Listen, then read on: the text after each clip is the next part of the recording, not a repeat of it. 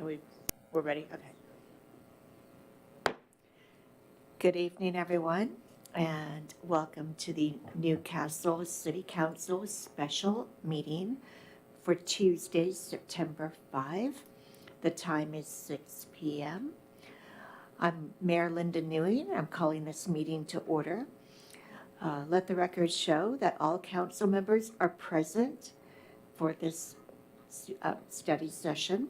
This public meeting is being recorded and may be viewed later on the city's YouTube channel.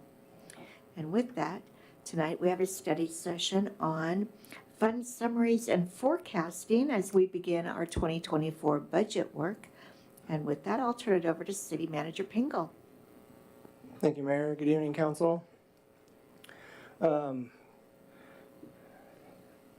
don't want to be too redundant tonight, but I do kind of want to walk through what you've seen in the packet and then provide for opportunity for any clarifying questions or anything as we move forward. I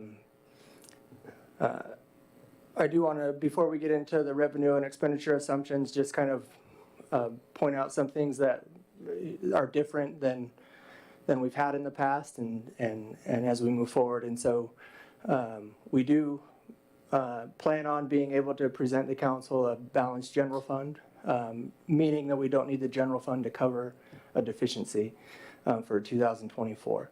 And the main reasons for that are a couple of things. So the first one is that we're going to introduce interfund service charges, and we'll get to that as we get into our revenue and expenditure assumptions and what that is and whatnot.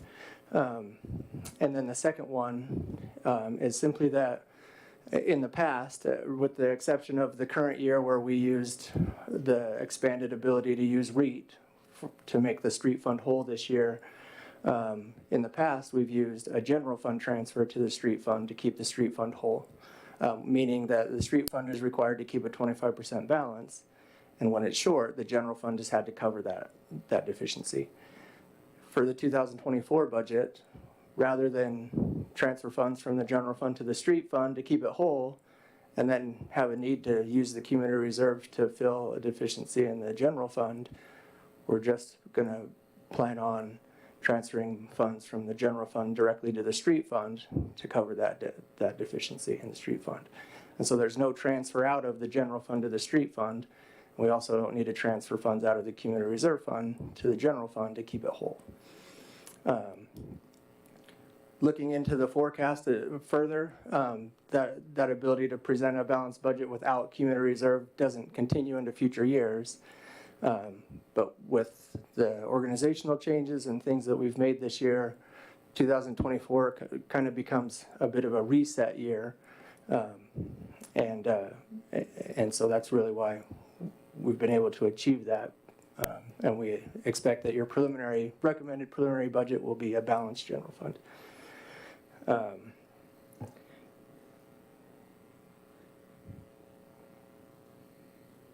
And so just getting into the assumptions and that initial spreadsheet that just is the overall city look for fund balances. So the 6-year fund forecast, all funds, including transfers, that's kind of where we start before we get into specifics, specific funds. I do think it's important to just note that there's a lot less red in there than at least where we were at last year. I think that's a positive thing. It just means that the changes that we made are, at least from a financial standpoint, have an impact.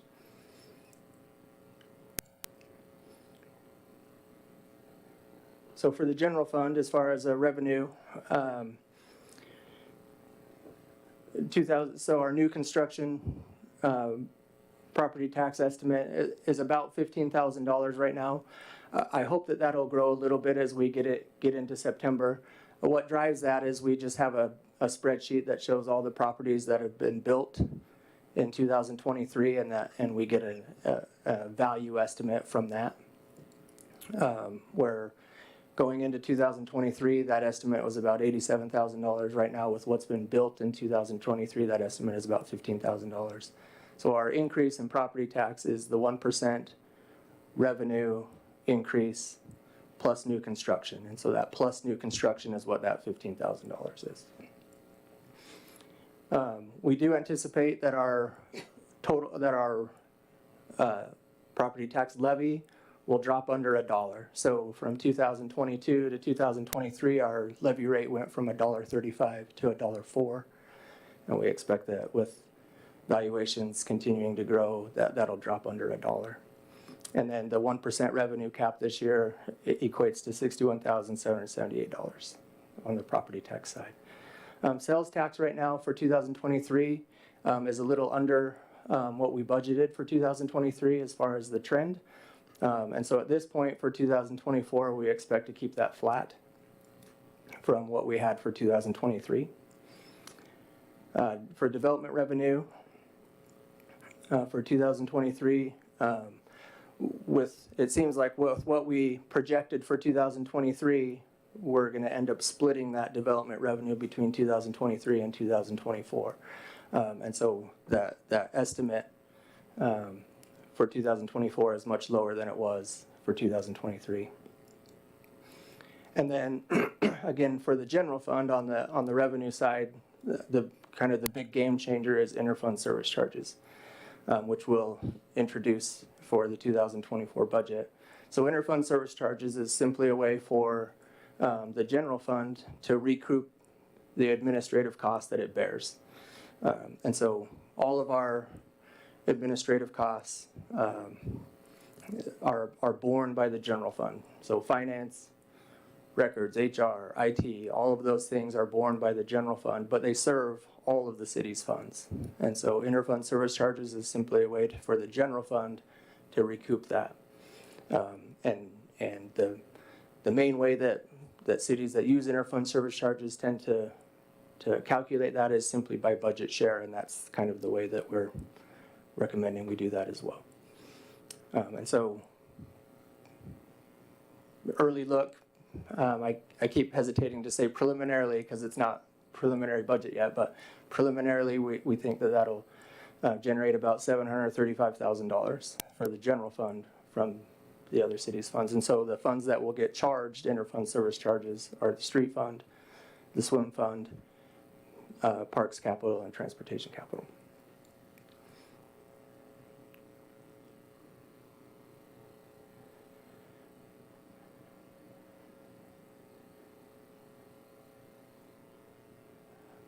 For swim, on the revenue side,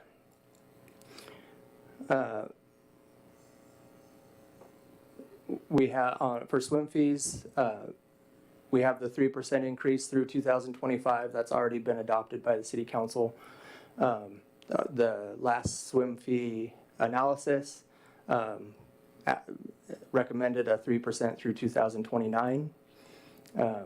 The nice thing about swim right now is that swim fees are coming in higher than projected, and so we'll continue to monitor that. The nice thing about swim fees coming in high right now is simply that the swim fund shouldn't have a problem absorbing the interfund service charges that it'll get charged.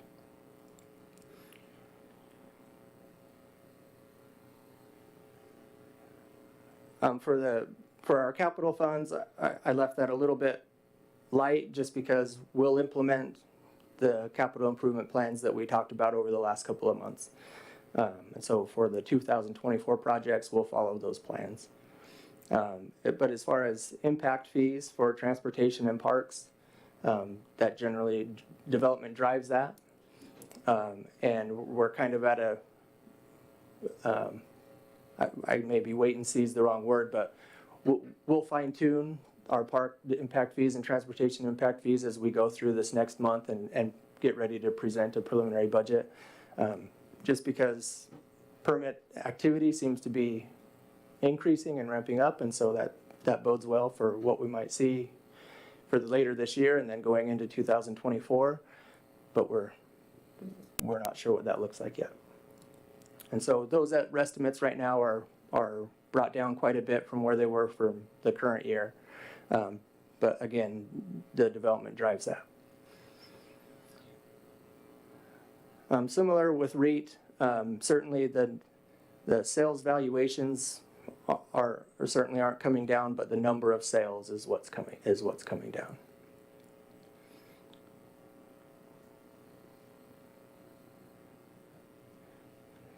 On the expenditure side, just things that hit all the funds. Again, FTEs is going from 28.6 to 23.6.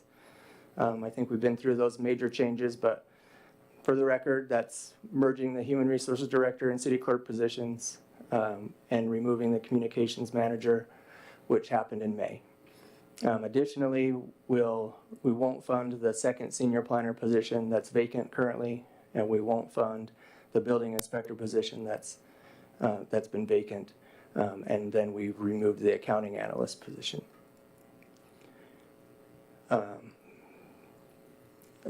That provides great savings for us. The Building Inspector that's a contract. It'll stay a contract. For 2023, it was budgeted as an in-house person. At this point, we're not going to go back to that. It'll stay a contract. And one of the biggest things to point out just with general government spending or the general government budget, which is the general fund minus parks maintenance, public safety, and the non-departmental, from 2023 budgeted to 2024 budgeted or preliminary budget, that should be down over $700,000. As far as cost pressures on the expenditure side, again, benefits, medical is estimated to be up 7% or up to 7%, and then dental and vision up 4%. Insurance is really one of the big hits, but like we've talked about, we're going to spread that cost from the general fund to all the operating funds, and then the property piece of that will go to the facilities fund. And so while our general liability costs are up in a way that is concerning to us, then we'll shop that a little bit with a little bit of options that we have. For the general fund amount from 2023 to 2024 will go down because we're going to spread that cost. Like we've talked about, public safety costs are up. The police contract is up 9%. The fire contract will be up 15%. In total dollars, that's about $670,000.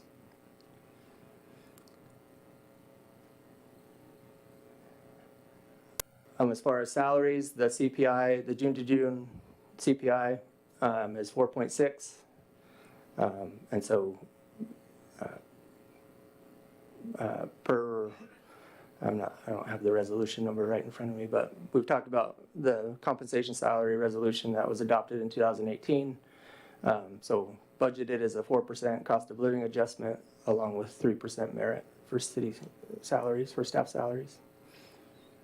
Again, then on the expenditure side, for the funds that are affected, interfund service charges then become an expense for the street fund, the swim fund, parks capital, and transportation capital. The big hits are to the street fund and swim. For street, I think it'll be just under 190,000. Again, those numbers aren't locked in just yet, just because as we fine tune, that'll adjust it here and there. And so we'll wait for the preliminary to give you final numbers. And then for the swim fund, it's about $350,000. The capital funds they pay a smaller percentage just because when we have $1.5 million project, the actual work going into that from finance or from the administrative functions of the city, it's not as heavy as it is in the operating funds, and so the capital funds pay a smaller percentage.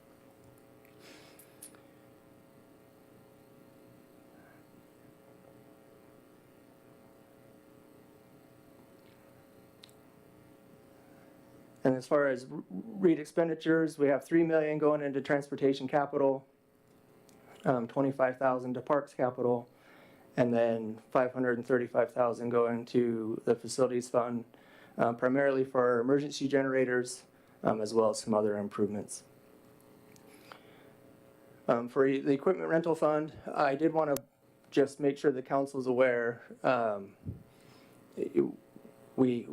As far as we could tell, as we started to dig in for the budget this year, we don't necessarily have a built equipment reserve or equipment replacement program. We need to build it. So for our equipment rental fees that go to the other funds and fund the equipment rental fund, we're leaving those flat for 2024. We have the funds in the equipment rental fund to pay for the vehicles that we're suggesting be replaced. But in 2024, one of the things that will get done is that we'll build out that program and present it to the council so that we can implement it in the 2025 budget. And then the facilities fund, other than the capital projects, the emergency generator, and some other improvements, the facilities fund is pretty status quo as well. And the facility fee to the other funds is pretty similar to 2023.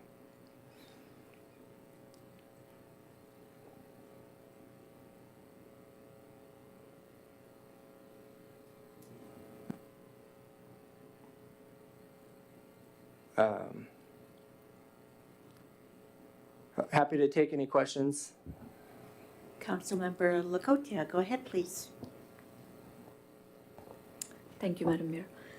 So for for everything else, you have like a total increase. So how much is for the benefit increase? What is the amount in dollar terms? For the benefit increase, medical 7%, dental 4%, and also for the salary adjustment, what is the total dollar amount? Because everywhere else you have like a total dollar increase, like for public safety, we have $670,000. I don't have that number in front of me. Okay. But I could get it out to you. Can we add that to this file? And then are we going to discuss the spreadsheet later? Should I hold on Yeah, to so that's where I was going to go next, was to get into the spreadsheets. that? Okay, let's discuss. I have a question on that. Any So- other- oh, Go ahead. No, go ahead. Okay. So I'm going to the general fund forecast, unless anybody had a question on the overall 6-year fund forecast. I think the main thing on there, we're showing a deficit here and there with REIT. Obviously, some of those things depend on the success we have in getting grants, and some of those things down the road that we'll be working on. And then the other one is just in the general fund, where with some of these adjustments that we've made, the general fund doesn't go negative until the end of 2028, to where then 2029 there's a general fund deficit, beginning fund balance.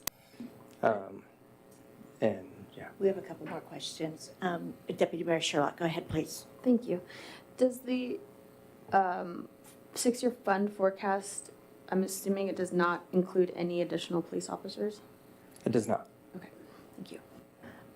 I had one question backtracking on the 501 account. So I guess what I'm used to is if a vehicle is assigned to a specific department, they pay the M&O on that back to the 501. Are you telling me we don't have that? Okay.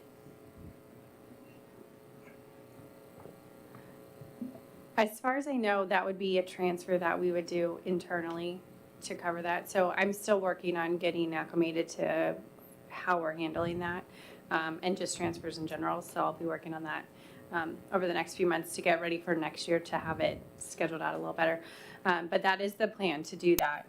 And then when it comes to like state reporting and stuff, we take those things out because it's just an internal back and forth, right? So we don't need to include those. But yes, but part of the program too is just getting a better handle on what vehicles we have, what departments they belong to, what the distribution is if they're split between different departments, and then making sure we have a fairly accurate replacement cost and replacement timeline for them, because we don't have that very well documented right now. So that's what we'll be working on next year. So that's part of the ISF that you're creating. Mhm. Thank Yes. you.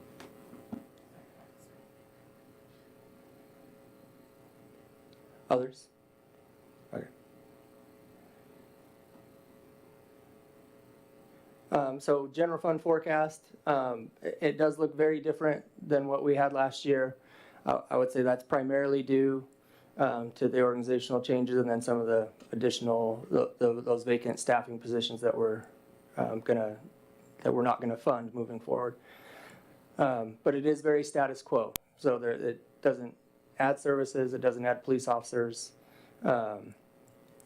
As far as, so what was in front of you last year showed 2024, or not 2024, I think 2025 with a negative beginning fund balance. The changes we've made obviously pushes out when general fund runs out of money, which is a great thing. What's in there right now, what that assumes, just like this year for 2024, that assumes no transfer in from cumulative reserve and no transfer out to the street fund. For 2025, that assumes a transfer in from cumulative reserve to the general fund, and then when we get there, that also will assume a transfer from the cumulative reserve to the street fund. And so we still get to very quickly in 2026 to where revenues aren't meeting expenditures.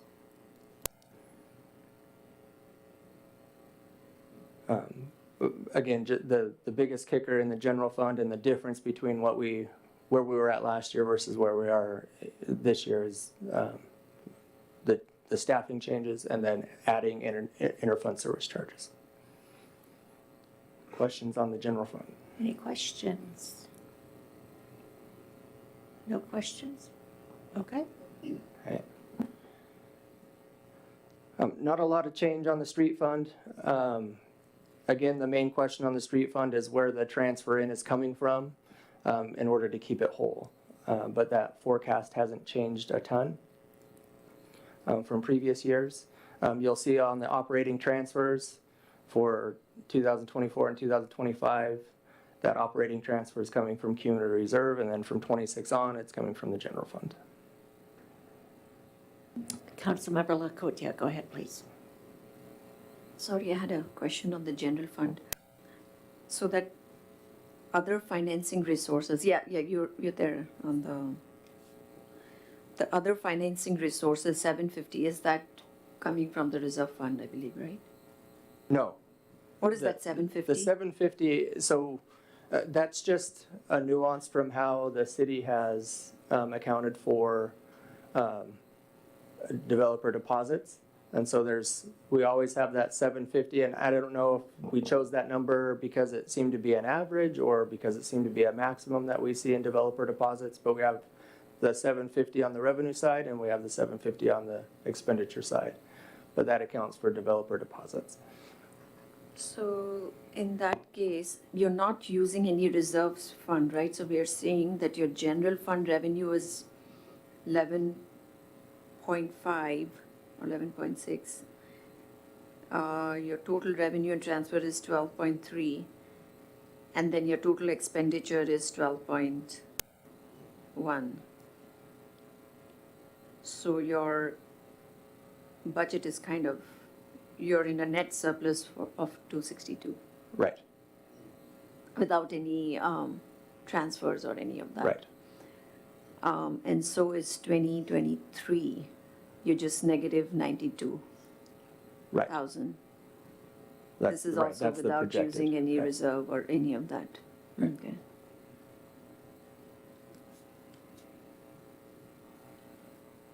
Councilmember Griffin. Have we been assured that we can't use the REACH funds for the street maintenance? We can through the end of this year. The law doesn't make it capable of doing into future years? We're not allowed to do that in future years. The change that was made in order for us to use that for street maintenance was specifically a change made in 2021 due to the COVID pressures, and it was sunsetted at 12/31/2023. Well, I'd have to relook at that. I thought it looked like it was something that was ongoing. There's an end date to it. Good. Any other questions? All right, back to you. Any questions on street fund?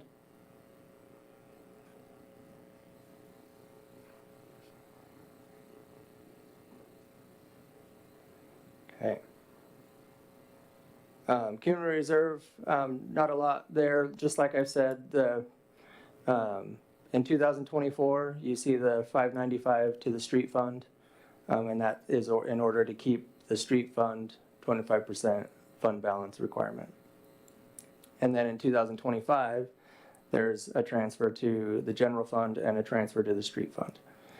Beyond that, we didn't we're not making a recommendation beyond that, simply because then the community reserve gets down to about $1.5 million, and we'd rather have the council have a discussion about that before we suggest how we might use that or go further. Questions on cumulative reserve? Okay, go ahead. Unless there's questions on debt service is pretty straightforward. The nice thing about 2023 is from 2022 we paid a debt off, and so moving forward that's less. And I'd have to check on when the next one comes off. I think we're within a couple of years of the next one coming off.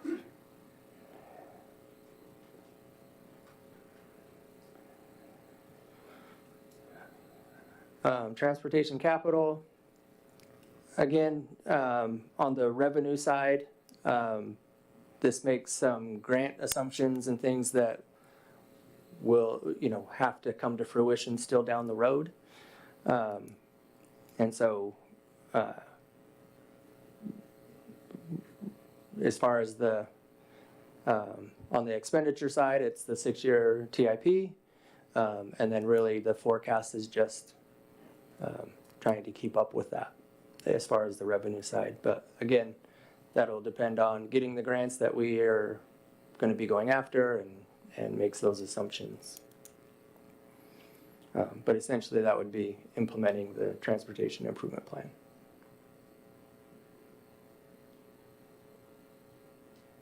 And then parks capital would be similar. Any questions on either of those? Go on capital. No. Okay. For the REIT, kind of the approach we took, which I think is a little different from what you may have seen last year. We obviously won't go negative on REIT, which is what is shown in the forecast starting in 27. Again, that will depend on parks projects and transportation projects getting some of the grants that we would hope to get that maybe we don't have in the forecast yet. But obviously we won't make transfers so that REIT goes negative. It was really just kind of playing the game between our capital funds and what we're going to transfer versus what we may get or not get in REIT. Councilmember Charbonneau, go ahead, please. Thank you. City Manager Pingle, can you recap sort of the anticipated sort of legislation that might come forward about REIT fund flexibility? I know we were pondering potentially putting that as part of our agenda. I just wanted to go over it again, I think, for the study session and for my own understanding as well. Sure. So it's the REIT 3 for affordable housing that we, as far as our legislative agenda for 2023 was something that we supported. It didn't make it out of committee for the 2023 session. That's something that, unless the council decides they don't like it, we'll support again because it'll come back up and maybe have a little more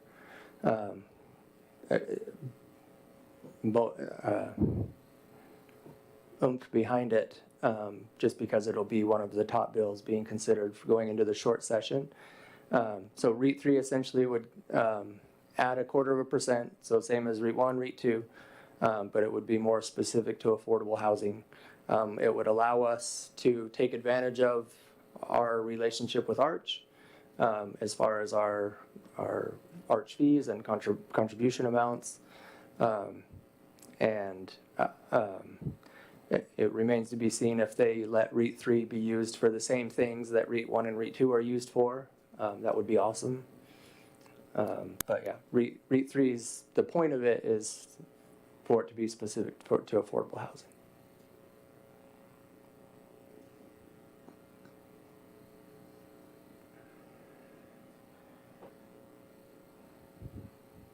Other questions on that?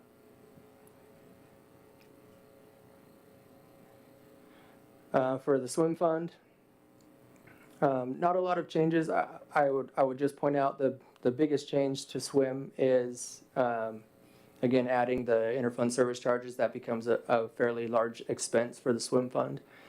Something that we were excited about was simply that the swim fund revenue is coming in high currently. And so we'll readjust as we get to year end, we'll readjust our forecast for what those revenues might look like.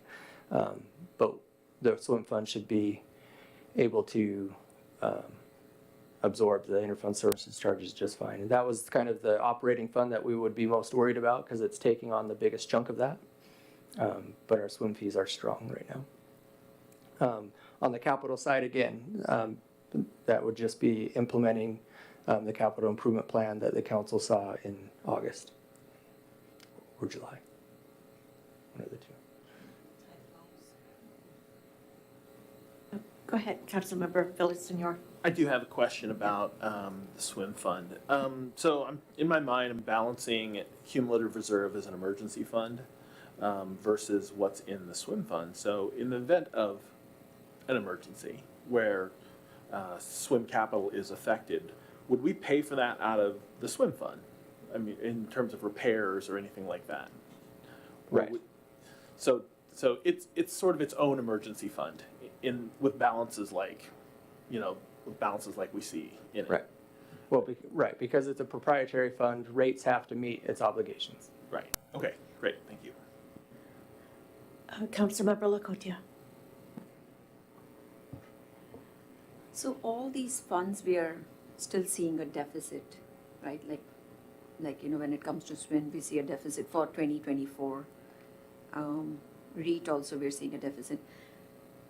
Are we not estimating any grants anywhere? Will that change? Yeah, so a lot of it's so the swim fund, the net surplus just because in the swim fund, the operating and the capital are all in the same fund. And so depending on what projects we have going, we're going to have a high cost year and a low cost year and a high cost year. And so as long as in the swim fund, we're still well ahead of our operating reserve requirement. And so we're okay with that going like this because the swim fund is healthy. But yes, like I said, for REIT and our capital funds, again, those are going to go like this as far as projects, and then it would come down when it comes down to how much REIT we're sending them or anything like that. We're not going to go negative in any fund. If it came right down to it, we'd have to push a project off a year or do a delay, or if REIT funds aren't coming in strong enough to fully fund transportation improvement plan or park impact fee or transportation impact fees are low, well then we'll have to adjust our schedule. Same with the parks. Right. So when I look at grants to pursue, 2023 we had 860,000 in grants, but 2024 we're not estimating much of a grant in there. Right, because what we have in there are grants that we're already going after, and so or that we're setting up to go after, and so there's only so much of that in the out years that we can project, and so we don't want to be projecting things that we're not going to be able to get. Okay.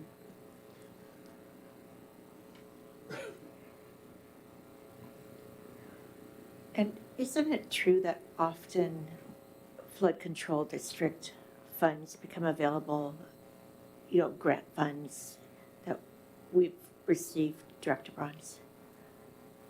Yes, that's one of the grant sources for stormwater that we've been successful. We applied for the S17 project, we applied for 1.5 million last year and were awarded 750. And I think we applied again for 1.5 and the selections are due any day now. Yeah, thank you. And just to, I guess, I was a little confused. I saw grants to pursue, that's for existing years, that's awarded grants, and then in the future, that's grants to pursue. So the 860 is grants awarded, and then the 800 and the 250 shown in future years are grants to pursue. Thanks. Any other questions? All right, moving on.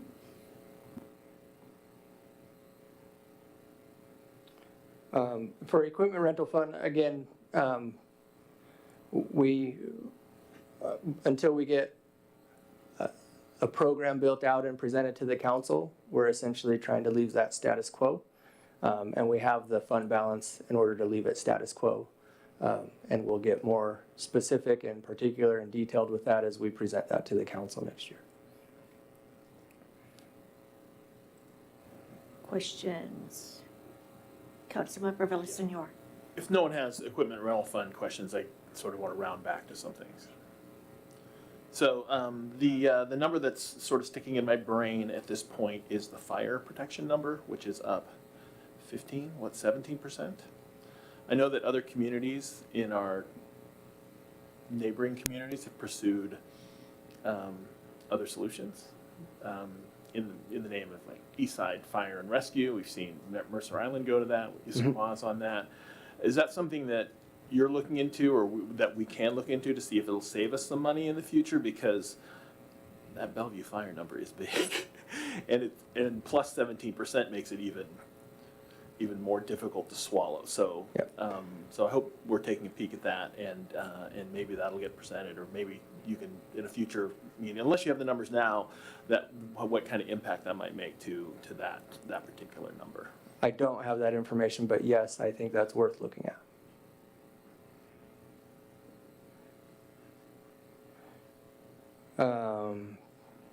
And then facilities fund, again, not a lot of change. The main changes are in on the capital side. Again, going after generators for City Hall and the annex, and then building improvements at the annex. We still need to fix the elevator, along with just the other kind of TLC that the annex needs a little bit. And then those will be for the capital needs in the facilities fund. We do have REIT helping out with that.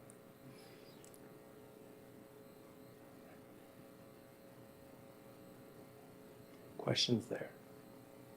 Councilmember Clark. Thank you. Thank you for the presentation, City Manager. In general, I've asked the question before, I'm not sure I got a real good answer, but why do we keep 25% as a reserve in all these funds? And specifically, I mean, the debt fund every year, in is out, right? Why do we need to keep a reserve for that? It doesn't make any sense. That money could be freed up, right? So where is the 25%? I mean, it was changed in 2018. It was 10% forever. And then it became 25. So, I mean, why? I mean, in the debt fund specifically. I think that's a great question. I think that's a question that we want to get into more. Kind of our approach would be to get into it a bit with the finance committee and bring issues to the council. I think that for our operating funds, that's pretty standard. So general fund, street fund, swim fund, even, IRF and facilities. I definitely think that's a conversation to have for our capital funds, as well as for the debt fund. I think that we should have that conversation and figure out where we want to be. I don't know that, in my experience, 25% is normal for all of those funds. Definitely is for our operating funds.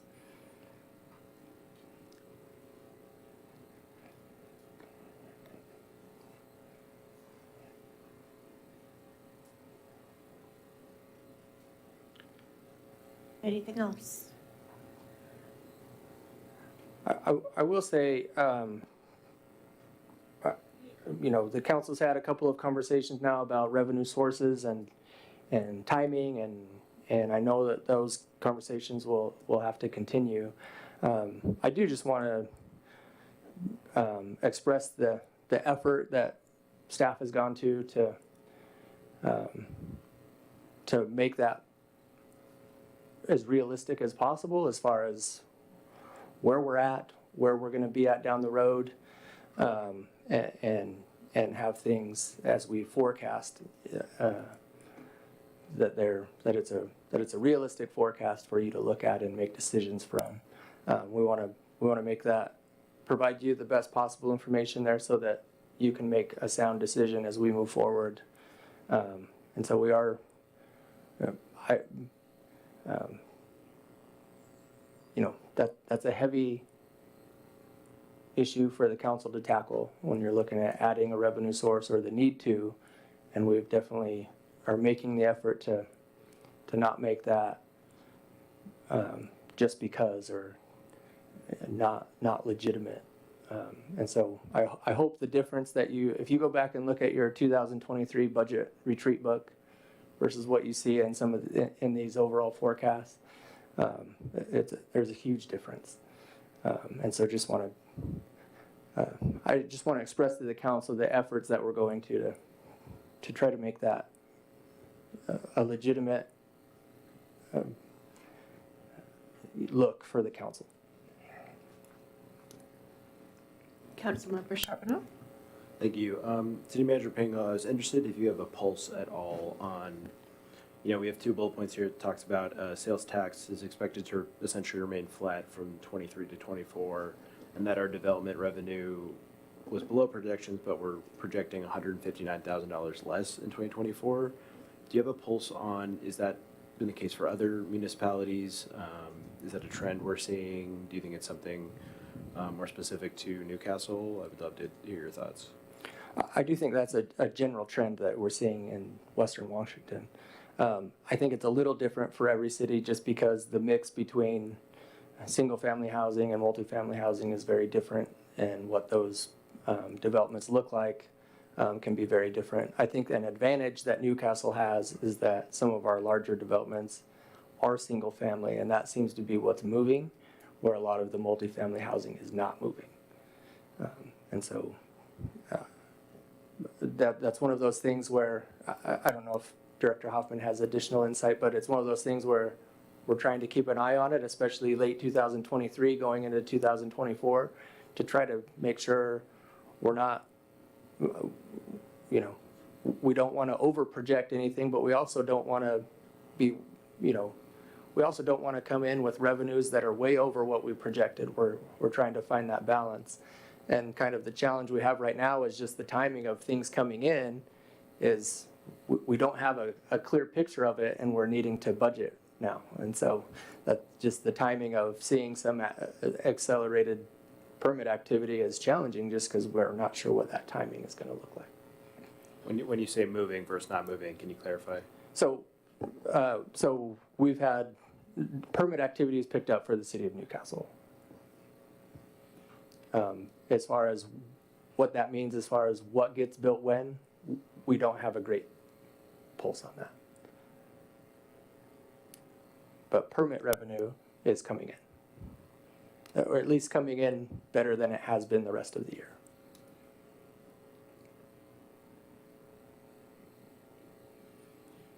Any other questions?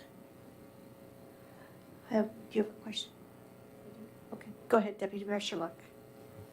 I guess my question is very general, but what is the goal of tonight, and have we achieved that so far? Yeah, the goal of tonight was really just to kind of provide the big picture, talk through the assumptions that are going into the numbers, and then be able to, you know, answer clarifying questions. And really, if there was you know, we want to be able to present a preliminary budget and get into details in October, but certainly if there was something where the council was like, what are we doing with that? Or that's, you know, we would want to know that now.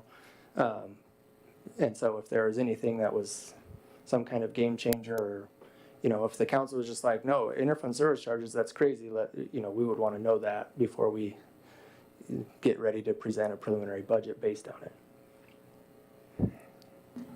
So I do think we've achieved what, at least for staff, this is, I appreciate the clarifying questions and talking through that. That's what we wanted to get out of it. And we certainly just wanted to be able to make sure the council is kind of getting ready for what they might see at the end of the month, so. I have a quick question. So in the past, when we've gotten the preliminary budget, we've gotten a list of the development that has come in for potential permitting, anything that can be made public, really, Mark, about that. Is that going to be included as well? That we In the anticipate preliminary that. budget? Right. Okay.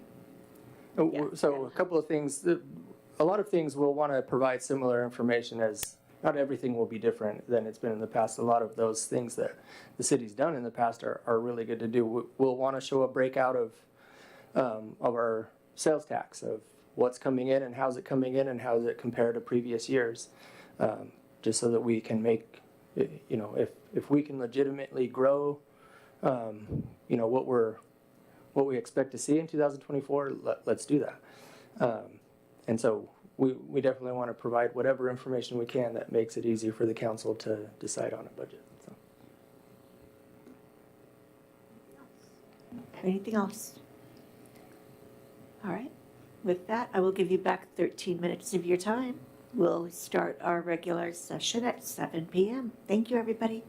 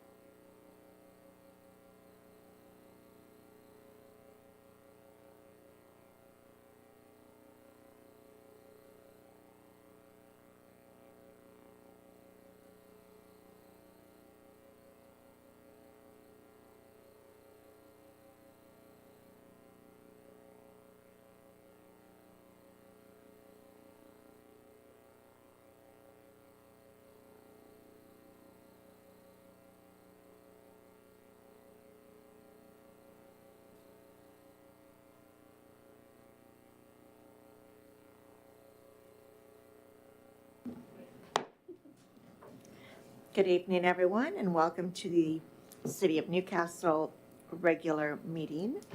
My name is Linda Newing, and I'm calling to order the council meeting for Tuesday, September 5th. The time is 7 p.m. This public meeting is being recorded and may be viewed later on the city's YouTube channel. Please stand and join me in the Pledge of Allegiance.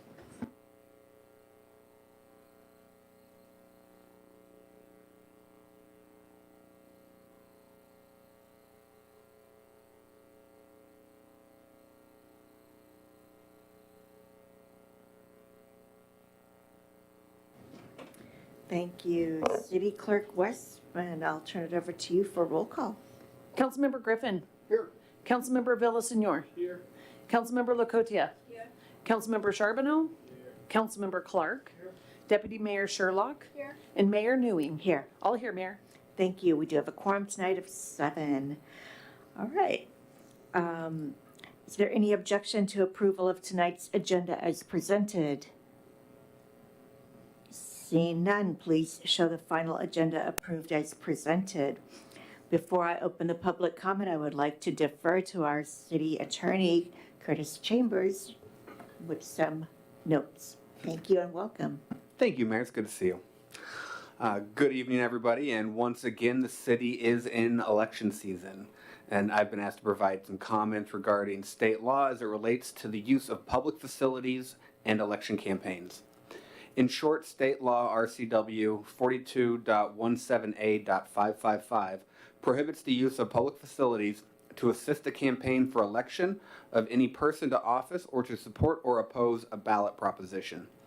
The Public Disclosure Commission is the state agency with jurisdiction to enforce this statute. The Public Disclosure Commission interprets this statute very broadly to include a prohibition on using the public comment period during an agency's public meeting for these purposes. This applies to council member comments during a public meeting as well. To avoid any potential for violations of this statute, please refrain from making comments that support or oppose a candidate for office or a ballot measure. Please have your comments address issues relating to city business or city functions, not campaigns or election issues. This includes references to election or campaign materials such as letters, flyers, or similar communications. The city thanks you for keeping your remarks focused on city issues. Thank you, Mayor. Thank you. All right, do we have anybody signed up for public comment? I didn't see any. Okay. Any members of the audience who would like to make public comment? All right, and how about virtual land? Okay. With that, I'll close the public comment. We have no ceremonial presentations tonight. Council comment. Councilmember Clark, what do you have for us? No comment, thank you. Thank you. Councilmember Charbonneau. No comments, thank you. Councilmember Lacotia. No comments, thank you. Councilmember Villasenor. Thank you. So for all of you with school-age kids, I hope that your school year is off to a good start. Please remember to pay extra attention to the kids on the streets as they're going back and forth to school. Newcastle Police recently posted an infographic reminding drivers of how to proceed in the presence of a school bus. I encourage you to refresh your memory of that, and please stay safe. Thank you. Thank you. Councilmember Griffin. No comment. And Deputy Mayor Sherlock. No comments, thank you. All right. Reports. Tonight we have in our audience Chief of Police Kajihiro, and he has a special guest with him, Hector, who he will introduce, and they will be giving a presentation on the license plate reader. So more police toys. We like this. Okay, good evening. This is Hector from Flock. He just flew in from California to give this presentation to us.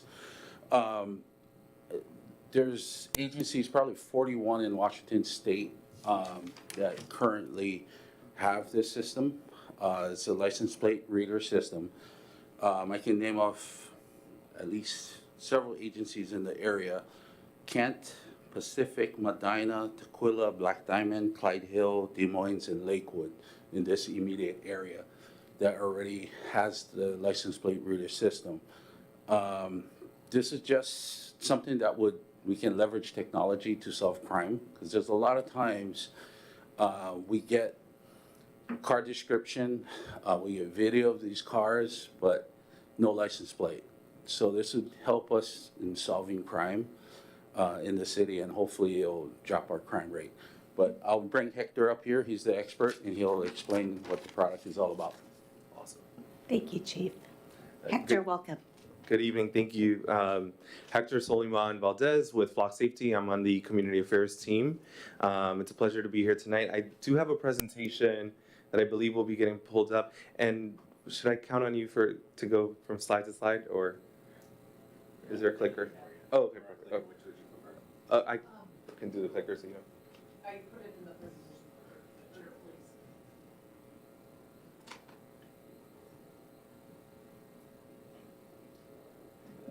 Awesome. And I'm assuming this one? Yes. Awesome. Every single city has a different clicker, so let's hope I know how to use this one. Just kidding. Yeah, thank you. Awesome. So I just wanted to start off with a little bit of background on Flock Safety. We are an Atlanta-based company. We were founded in 2017 when our CEO and his neighbors were victims of multiple crimes. His home was broken into in specific, other neighbors as well, car break-ins, and other crimes were really just kind of growing rampant in his neighborhood. But like many folks, today they had Ring cameras, other kind of footage, and when they went to police, the police let them know, hey, this is great evidence, but unfortunately there's nothing here that ties this to an individual or gives us that first investigative lead that we need. And so he wanted to build a technology that would help them do so and that was affordable for his neighborhood. So he started doing some research and he found out several things. First thing is that LPRs have been around for over 40 years, since the 70s. Many of you, if you've gone through a bridge, toll, or at a shopping center, have had your license plate read, right? He also found out that police departments that were using this technology, typically their cities were purchasing cameras that were tens of thousands of dollars. Just like an iPhone or other piece of equipment, in a couple years the technology would be obsolete. In addition to that, staff had to be dedicated to maintaining those cameras. Something else that he found was that many of these companies would sell the data that they captured, right? So that license plate information to tow truck companies, et cetera. There's a market there. And if you remember, he was trying to build a license plate reader for his neighborhood. And so for him, it was really important that A, would be affordable. And so Flock Safety is a software as a service type of model. Our cameras are $3,000 per year. We install them and maintain them so that city staff can focus on their duties and the police department can focus on solving crime. We also will never sell or share the data. And so, because we started off in selling to the private sector. Today, over 3,000 private communities do have Flock Safety, but over 1,400 police departments nationwide also have our technology, including over 41 in the state of Washington. So that's a little bit of background on Flock. I'm gonna go ahead and skip a couple of slides and dive into the technology itself. The top right-hand side of your screen, you see what the images look like. It's the back of a vehicle, it is the license plate, and then the associated metadata, right? So the information that's associated with that vehicle, whether it's the make, model, roof rack, etc. What you can see is that it's also not people, not facial recognition, not traffic enforcement, and just indiscriminate evidence from fixed locations. Your police department also will receive alerts from NCIC, as well as NCMEC, which is Amber Alerts, and be able to create custom hot lists on crimes occurring in your city. So breaking it down a little bit further, there's three aspects to the technology. The first part is that it's proactive, so those real-time alerts, they will be sent to your police department's in-vehicle computers, as well as their desktops within 20 seconds, alerting them of a stolen vehicle, felony vehicle, or another wanted vehicle. That's important because 7 out of 10 crimes, there's a vehicle involved. It's also an investigative tool, right? So As I mentioned at the beginning, this is that first investigative lead that many times police departments need in order to, tie this case together. And it's also a deterrent. As I mentioned, there's 41 cities in Washington that already have this technology. You would be joining that list. Again, really important to talk about what this is not. It's not tied to personal identifiable information. And how do we define that? Within Flock, there's no DMV records or third-party databases, right? So nothing associating John Smith is in that car. Again, it's an investigative lead on the vehicle, letting the police department know that it is wanted or it matches the description. Good police work and policies then take place. Data is not stored within Flock for over more than 30 days. This is important because nationwide there's no standard on retention. Flock Safety is a leader in this field. We feel that 30 days is enough time for your police department to investigate a crime, even if it's not reported right away. Say somebody's on vacation for a couple weeks, doesn't notice, they can still report it to police. However, balancing that privacy aspect, right? So protecting the public from long-term retention of data. Diving a little bit deeper into protecting privacy, as I mentioned at the beginning, the footage would be owned by the city and your police department. Only they can share that data within the system for legal law enforcement purposes. All of the data is stored in AWS Cloud. It's end-to-end encrypted. Search reason is required, and there's an audit trail, right? So the policy that your department will eventually enact, if they have this technology, will require that they enter in a case number. Your admin staff would be able to, the chief would be able to verify, what is it that the person was searching for, right? So there's an audit process here. And then want to highlight our transparency portal, which is unique to Flock. This is a web page that we would create for free, provided to your police department to post either on social media or on the city website, where any resident would be able to see or read the policy in further detail, who they're sharing with, how many searches they're performing, among other details. And this is updated daily. And then wanted to just kind of highlight some of the success that we're having in the region. Yakima was our first to have the technology in Washington State. And as you can see here, really within their first year of having this technology, the numbers are really astonishing. 596 stolen vehicle alerts, 276 stolen license plates, 190 person violent arrests, and the list goes on. 78 sex offenders, 33 missing persons, right? So really impactful. And as you can see here, obviously, this great technology is really helpful for stolen vehicles, but there's really more that this technology can help with. Closer to home in Tukwila, just wanted to highlight some of the success that they had as recently as May. This case specifically, Tukwila officers received an alert that a stolen vehicle was in the area. The officers were able to locate that vehicle, and basically, the case evolved from there. They were able to recover that vehicle. The officers continued with their original stop, arresting a suspect in possession of fentanyl and meth and recovering the stolen car. And then the same day, a third stolen vehicle. So 3 stolen vehicles in one day. Just highlighting the fact that Tukwila is also using this for DUI, hit and runs, and false reporting. So many times there's not a lot of evidence left after a hit and run, right? And so, if a person is not able to see a license plate, but they are able to see a description, this helps police be able to kind of pin down and start that investigation. Skipping a little bit to, sorry about that. New slide, but something that's not up here that I definitely want to highlight is the fact that Flock has been using over 150 missing persons cases. So that's Amber Alerts and Silver Alerts. One of the most impactful stories that I usually tell is one out of Chamblee, Georgia, where a mother was pushing her child in his stroller when 2 masked and armed individuals that she had no idea who these people were. So this is a stranger-on-stranger abduction. That's extremely rare. Usually abductions, there's somebody it's intrafamilial or somebody that it knows the family. She had no idea who these people were.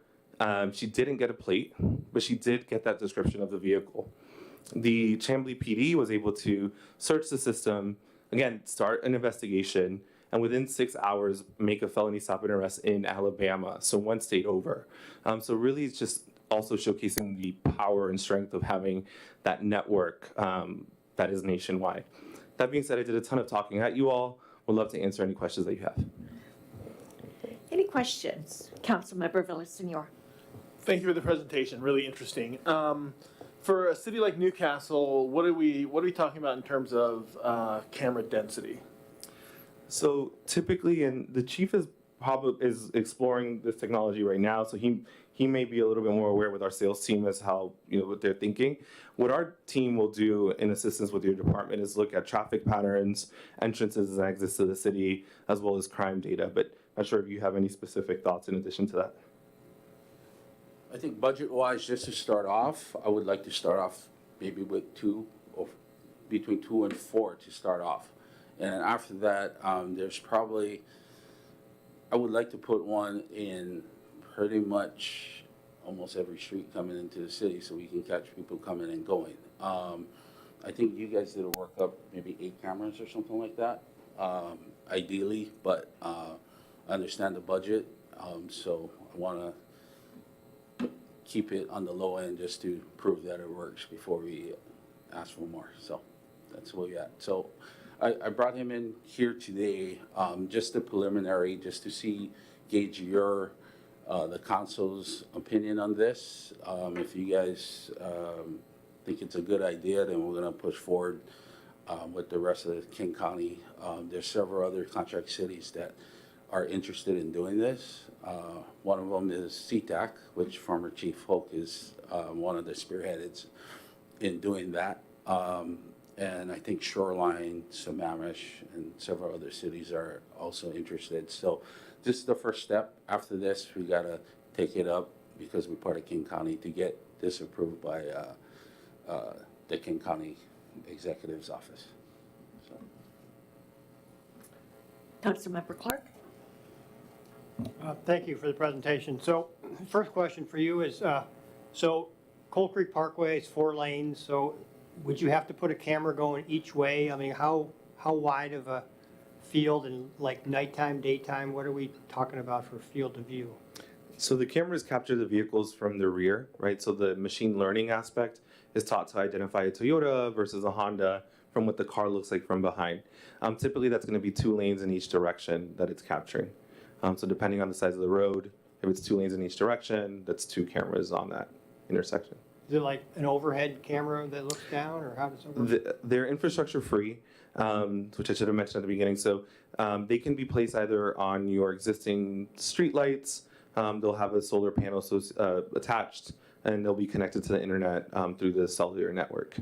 And then to your other part of your question on nighttime images, the cameras use infrared, so they'll be able to detect the plate and the vehicle at night as well. Okay. A question for Chief, I guess.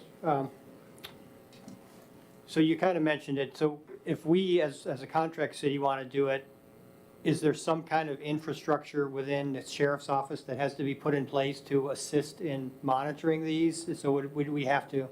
You kind of mentioned we'd have to get permission, right? Yeah. So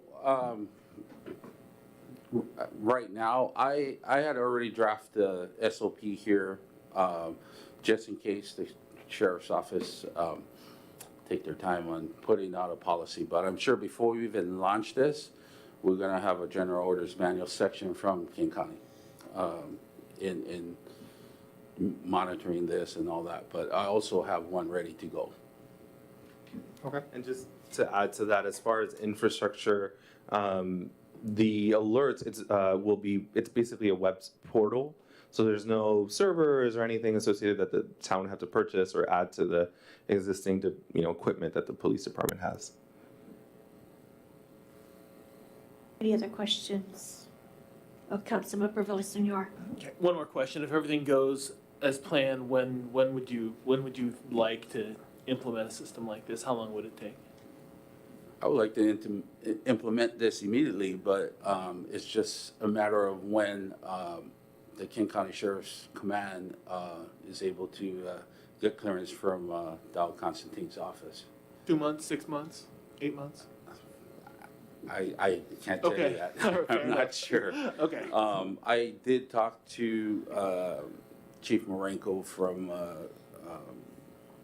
the sheriff's office, and you know they're planning on having that meeting soon. So Thank you. It feels like this kind of system we might benefit from having the community come and say, give their opinion on something like this. It just feels bigger than maybe this room. But thank you, appreciate it. So I have a question.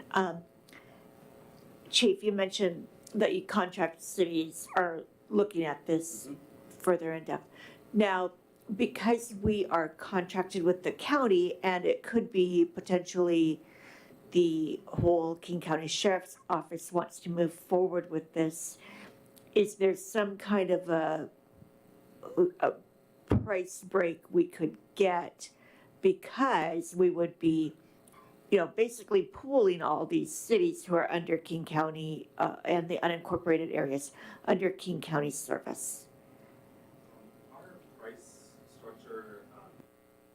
Our price structure is across the board is $3,000. There's an implementation fee, but that does include all of the maintenance, installation, et cetera. So, but there's no kind of break depending on the contract size, right? So whether it's the city of Los Angeles or a smaller city, the price per unit is the same. Thank you. And then I guess maybe City Manager Pingle or maybe, I'm not sure, I'll throw this question out, somebody grab it. Would the city bear all of that cost, or would it be kind of like, let's say if we needed a canine or whatever from the county chief, is that part of our contract? It's just like additional equipment and we pay for it? yeah, we would pay for that. This would be city funded Okay, equipment. thank you. Where we would kind of choose how many cameras we're gonna put up, we would pay for our cameras. Okay. And is there an annual renewal fee or an annual cost? It would be the price for the access to the camera, right? So basically, it's a lease model. So if you have 5 cameras placed in your community, that'd be, let's say, about $15,000, and that renews every year. So that's the cost for the hardware, but there's really also the access to the software, right? And some limited seats, and then access to all of the cameras in the region for that networking effect. Okay. All right. Next steps from the council. I'm sorry, I can. Councilmember Griffin. Do these cameras have a shelf life? So because it's the software is a service type of model, that's one of the benefits, right? So instead, if we release a new version of cameras, as yours need to get replaced, they will be replaced with the latest models that are available. And the software is the same thing, right? So there's just kind of think of how your iPhone updates, hopefully or any phone that you like, in case there's some Android lovers here. It updates automatically for you then, what your police are using. The chief did just mention to me that I should remind you, so there is still that aspect of the private sector, that public-private partnership. So if the town does decide to fund X amount of cameras in main thoroughfares, which is what many jurisdictions do, there can be engagement. We have different teams that will reach out to your shopping centers, your HOAs, and then have cameras that they fund, and then just provide direct access to the local police department. So that's something that's also available. And then to the question earlier, I will say a lot of cities nationwide where where there are contract cities, it is very standard for them to fund kind of cameras for their town. As an additional service to the contract with the sheriff. Thank you. I do like this program, and I like the fact that there are other jurisdictions buying into it. No pun intended, I guess. I I just wonder if maybe we could pilot, if we wanted to move forward, maybe it's a pilot project initially to make sure we are getting that data and good value. Many cities also do that. So our standard contract is 2 years, but there is a 1 year kind of date where there's a fee in which you can exit the contract. And so many cities pilot, they'll have the department provide, let's say, quarterly reports on their success. So that's something that is pretty common for you to start off with. Okay, thank you. I would say as far as next steps, as far as the council goes, we'd certainly love to know if there's opposition or if there's other process the council would want to go to, if you think the community should weigh in or some other group should weigh in. We'd certainly want to know that. From an approval standpoint, there's not necessarily something for the council to do unless you want to not approve it. But from a cost standpoint, from where we'd begin, we'd be looking at like $6,000 to $12,000. So there's not a need for the council to approve that from a financial policy standpoint. We would want to know if there's opposition or a desire to not do this. Otherwise, we'll let the county kind of work through their process to make sure that, as a contract city, we're allowed to, and go from there. Councilmember Charbonneau? Thank you. Yeah, I would just echo Councilmember Villasenor's comments, and that I would love to elicit community feedback in some sort of manner that folks deem fit. Councilmember Clark? I'd say let's go ahead and do it, right? I mean, with all respect to my colleagues, the people who will come in here and talk about this are the people who are going to object. So that won't be a community representative sample. So we have to make this decision. It's a very simple one to make. It's going to enhance public safety. That's our job. So I would say start with them a couple and put them on Coal Creek, let everybody know. But, we're not invading privacy where everybody sees Coal Creek Parkway, for example. So that's just my opinion. Well, and we don't go out and solicit, this has been on our agenda. If the curiosity was out there, they would be here. But we also don't get buy-in to any community to install a red light camera, So, anyone else? No further objections? Okay. Thank you. Thank you so much, and thank you for traveling up here. No problem. It's a pleasure. Thank you. Have a great one. Thank you, Chief. All right, moving on. Item number 8.2, I guess that is comments, mayor comments. So I cannot, so City Manager Pingle will talk a little bit more about this momentarily, but with the 405 and Northeast 44th closures this weekend happening again Friday evening, through early Monday morning. Last time we had this similar closure,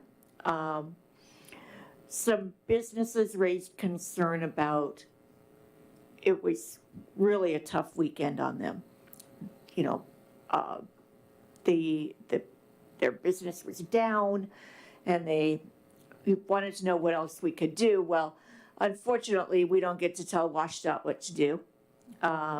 Maybe occasionally we could provide a hint, but this is a planned closure. It's been planned for a long time. I cannot stress enough to our residents, to our bypassers, our businesses are open. It's going to be a great weekend. Come by Newcastle Days, stop and visit one of our restaurants, enjoy the sunshine. This is going to be a great weekend, but please remember our businesses are there. They are not crowded with backed up lines because traffic might be backed up. And in all honesty, traffic was not tremendously impacted on Coal Creek during the last closure. Could it be different this time around? Yes, it could. But I know, thank you, Director Bronze, for monitoring that. But I cannot urge people enough to get out, go to the businesses, go to the restaurants, come to Newcastle Days. It'll be a lot of fun. on September 16, we have our annual softball classic at Risden Middle School. That game is, I believe it's 1 o'clock festivities kick off, and I believe first pitch is at 1:30. Hope to see you there. And finally, I want to thank a new business owner, actually here in our building. Well, she relocated her business from another community to Newcastle. And she is a Newcastle resident, and she invited me to her grand opening. I want to thank Simi Kennedy, the owner of Sona Medical Aesthetics, whose clinic is actually right upstairs here in this building. She is just an amazing individual. She has, just credentials that I was so impressed with. A definitely true medical professional. So it's great to have her here, and great that she's also a Newcastle resident. So welcome to Sona Medical Aesthetics.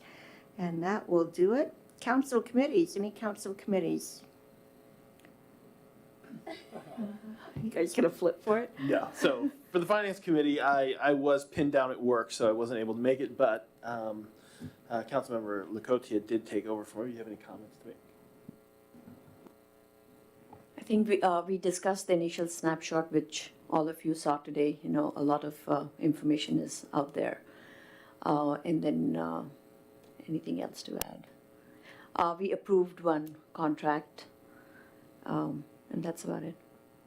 Anything else to add, Councilmember Short? I didn't bring my notes with me, but we just heard from Director Chambers about all the great work that she's doing to shore up everything and work on a lot of reappropriating of different things to appropriately to all the funds so that everything gets what they need interest-wise, and the general fund is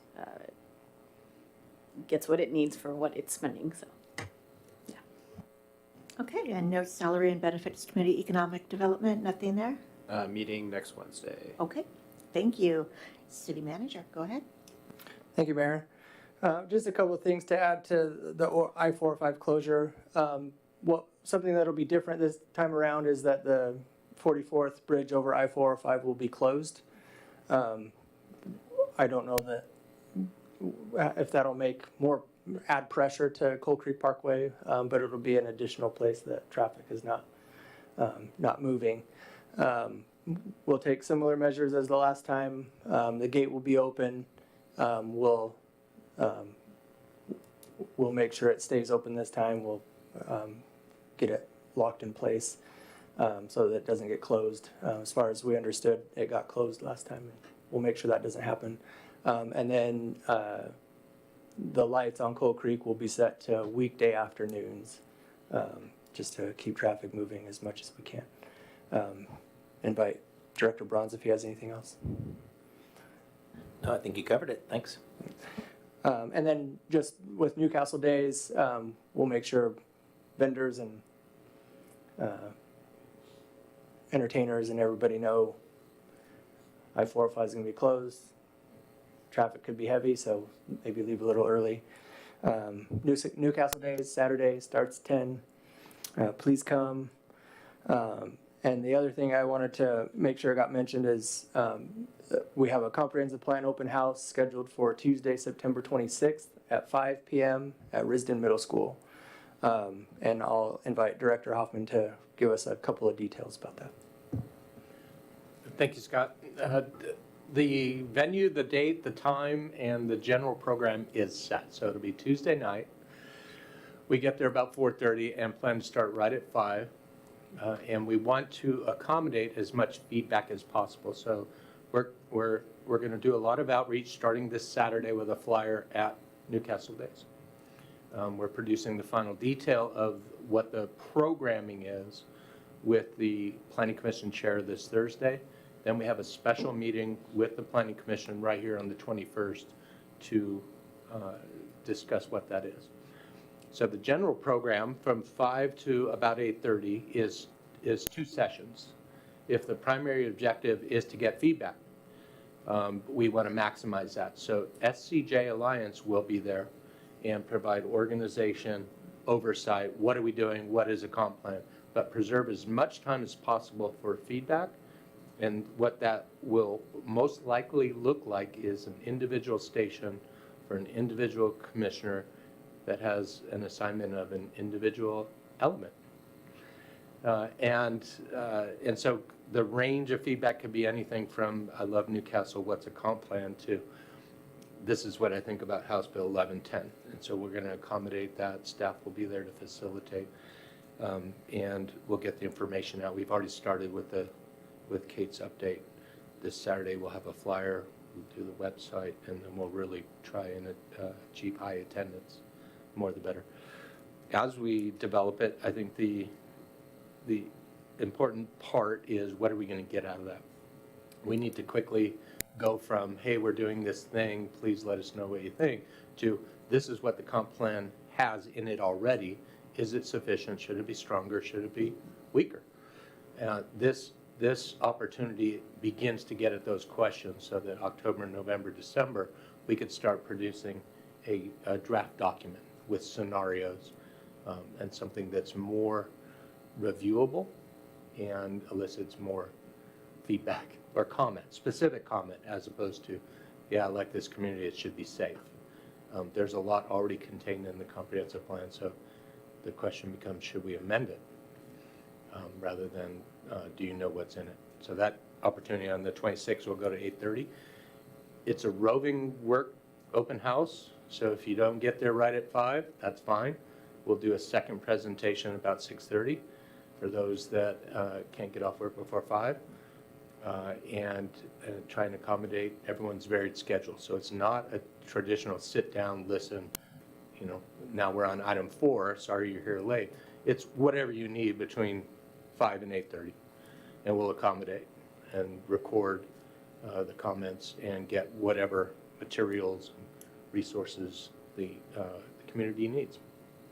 So we'll help get the word out through the city manager report, share the flyer, and then the next 2.5 weeks, we'll really try and get as many citizens as possible. Thank you. Thank you. Deputy Mayor Sherlock. Is it appropriate or not appropriate for council members to go? Is this more of a planning commission thing? I think we would need to know because of the notice and quorum issue, but it's legislative, so in that sense, you know, attendance of a council member or planning commissioner doesn't matter. We're going to notice it for the commission, because at this point, all 7 commissioners will be there, will be a quorum. But if you plan on attending, it may be appropriate, but please let the clerk know and communicate that even if you confirm you're not. That way we don't get into a special meeting notice issue at the council level. That we intend to share the feedback and how this evolves and what the open house is and incorporate that information into the large batch that you're going to see later. So it's not key that you attend this. We will capture that for you. All right, thank you. Okay, moving on. Is there any objection to approval? Councilmember Clark. Thank you. So, City Manager, or perhaps Director Braun, so in your Friday update to the council, there was a discussion about how Golf Course Road would be closed at Cougar Mountain at that turn for up to almost 8 months, right? And it was, so I went on, there was a website link, and I went on there. And I know you don't work for Bellevue, so I'm not asking you to answer for them, but it's not very clear to me how much of a closure is going to take place. There's parts of the discussion that say it's going to be permanently closed till April, but then there's sections where it talks about flaggers being there for, why would you need flaggers if it's closed? And it's really very vague, honestly. And so I think we need to be able to tell the community when and how often this is going to be open or closed, because it's a major thoroughfare into our city. So if you could, you don't have to answer now, but if we could go back to Bellevue and get a little clarification, unless you already happen to know. Thank you. Go ahead. I've actually talked to them a couple days ago, and they don't have any more information than what was in the city manager update. So I'm guessing it's either because it's at the contractor's discretion. Usually closures are not dictated by the agency. Like, for instance, this 4 or 5 closures, the contractor's closure, not DOT's closure. And then it's also under an emergency schedule, so they're doing things a little bit differently because of the culvert that's eroding. So we're trying to get that information, and also, because we've been reaching out to people, or excuse me, people have been reaching out to us, Issaquah District, Transportation, Newcastle Elementary, and the YMCA. And apparently I confirmed that they're on Bellevue stakeholder list, but I'm not sure what has gone out on their communications. So we're trying to keep on tabs of it. Okay. Is there any objection to approval of tonight's unanimous consent agenda as presented? Okay, if not, please show the consent agenda approved as presented. That brings us to, I believe, the additional public comment. Has anybody signed up for public comment session 2? Okay, thank you. Any member of the audience wishing to speak? And nothing virtually. Okay, I'll close the public comment now. Planning calendar, City Manager Pingle. Thank you, Mayor. So in the planning calendar in front of you, you have the September 19th layout. So study session will hit legislative agenda, and then what got discussed at the last meeting, the pandemic relief plan funds for business assistance. And then a couple of consent items. We do plan on putting the second budget amendment in front of you. It'll be fairly basic. It's really just kind of another housekeeping item for the most part, just truing up things to ending fund balance from last year and correcting some of those numbers. We also need to have a specific revenue source for the mini roundabout project, and so we'll do a REIT transfer for that.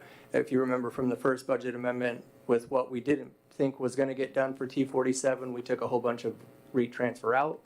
We need to put a little bit back and then add some for the mini roundabout project, and we'll do that with REIT because we have the expanded use of REIT through the end of the year, as Councilmember Griffin spoke to earlier.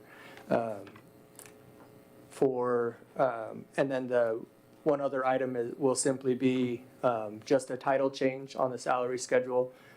We just plan on changing the record specialist title to office support specialist because we're going to broaden that job description. So it'll just be a title change.